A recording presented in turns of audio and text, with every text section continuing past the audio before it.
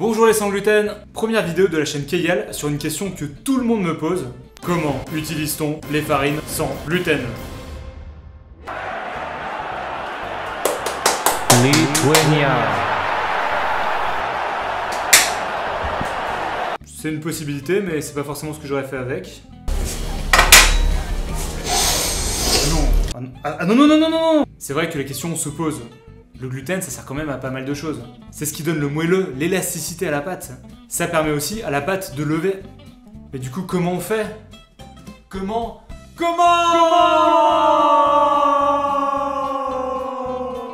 Eh bien, pour nous aider, je vais demander à Alexandra de l'atelier des lilas. Allez, venez. Alexandra, bonjour. Bonjour Clément. Bah, tes cheveux ils ont poussé depuis tout à l'heure. T'as changé de t-shirt? Alexandra, est-ce que tu peux nous présenter en 2 mots, parce qu'on n'a pas trop le temps, l'atelier des lilas? L'atelier des lilas est un fabricant artisanal de gourmandises sans gluten en B2B. On existe depuis 2 ans et on propose quotidiennement des produits à des épiceries fines, fast-food et entreprises sur Paris pour qu'ils aient une offre gourmande et fraîche à proposer à leurs clients. Est-ce que tu peux me dire comment on utilise les farines sans gluten? Comment on fait? La clé c'est vraiment de mélanger les farines. Généralement on va utiliser 2 à 4 farines sans gluten pour remplacer de la farine de blé. Donc vous avez bien compris, mélangez vos farines. Mélangez vos farines. D'accord, quand tu dis 2 à 4 farines, ça peut être n'importe lesquelles ou... Non, justement, tout d'abord, tu vas avoir les farines de base. C'est un peu comme les fondations d'une maison, toute seule, ça sert à rien, mais c'est ça qui permet de faire tenir la maison debout. À ces farines de base, on va apporter des farines de texture ou des farines de goût. Donc en fait les farines de base, il y a le riz, le sarrasin ou le maïs qui sont généralement les farines de base les plus populaires. À savoir que le riz c'est vraiment la farine de base.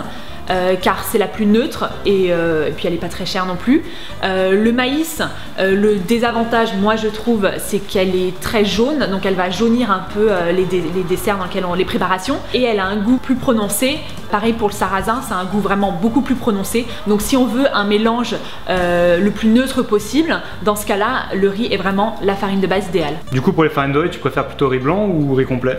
Dans ce cas-là, moi je conseille vraiment riz complet parce qu'il y a plus de fibres et c'est meilleur pour la santé, la digestion, le riz complet.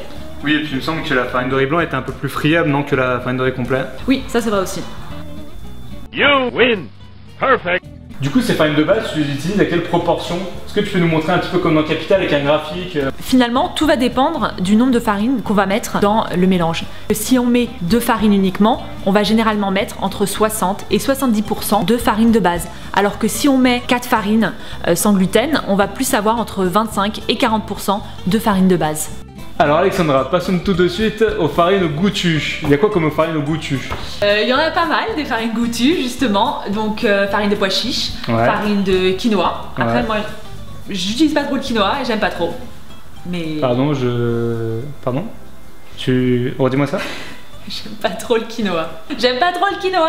Tu n'aimes pas le quinoa? Le quinoa! Non mais elle n'aime pas le quinoa quoi. Elle n'aime pas le quinoa. Qui n'aime pas le quinoa? Mais comment tu veux rester dans le bio sans aimer le quinoa? Le quinoa c'est l'amour. Le quinoa c'est un peu tout. Le quinoa c'est beau le quinoa. C'est bon le quinoa. Je suis désolée. Après c'est ton opinion hein, Pour les autres, il y a le fonio qui a un petit goût rustique qui marche super bien avec les courges comme potiron, butternut et ce genre de produits.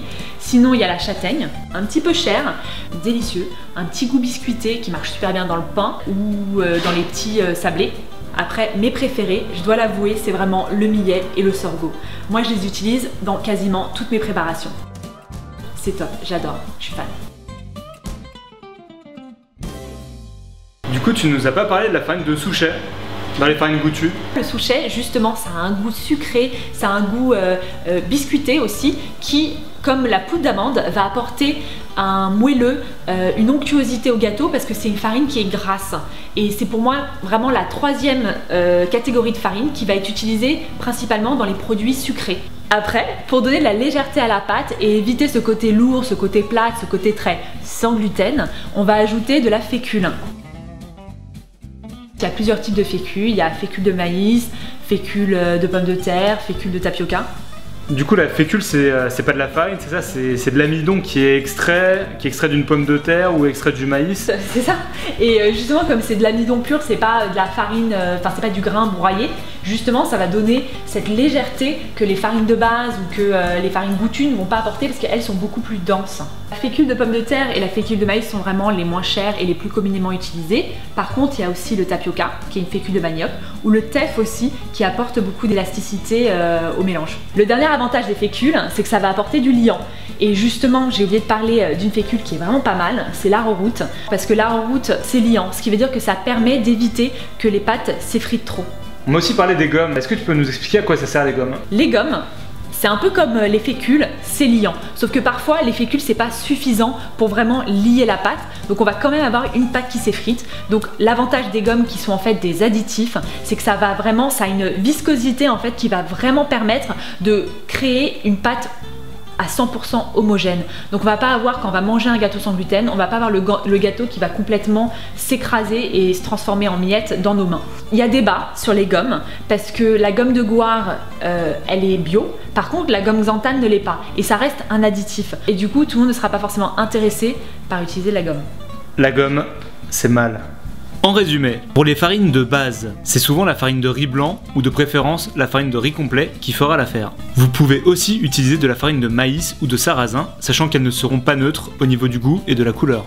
Pour le goût justement, suivant vos envies, ajoutez de la farine de pois chiche, de quinoa, de fonio, de châtaigne, de millet, de sorgho ou bien de souchet. Pour la texture, si vous cherchez du moelleux, ce sera de la farine de souchet ou de la poudre d'amande. Pour l'élasticité, ajoutez du tapioca, de la farine de teff ou de la farine de quinoa. Si vous souhaitez ajouter plus de légèreté à votre pâte, partez sur de la fécule de pomme de terre ou de maïs. Enfin, pour avoir du liant, c'est-à-dire pour éviter que la pâte ne s'effrite, partez sur de l'arrowroot ou carrément de la gomme de Gouard.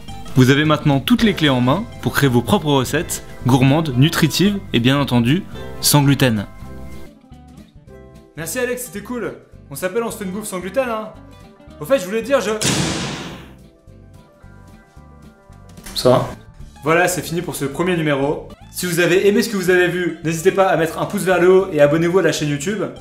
Laissez vos questions et vos avis dans les commentaires. Dans les commentaires aussi, votez pour votre farine préférée. Et dans la prochaine vidéo, je désignerai la gagnante. Vous inquiétez pas, c'est pas truqué. Je vais pas vous rouler dans la farine.